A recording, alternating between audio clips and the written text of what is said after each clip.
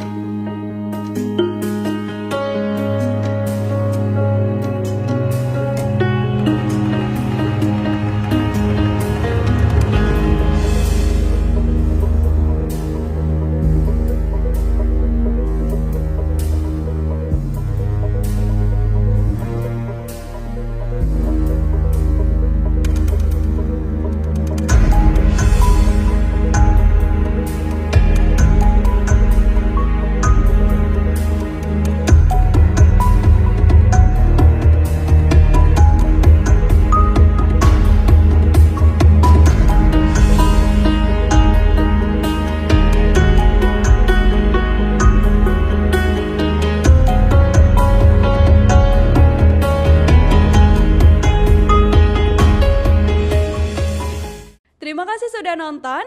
Jangan lupa like, subscribe, dan share ya.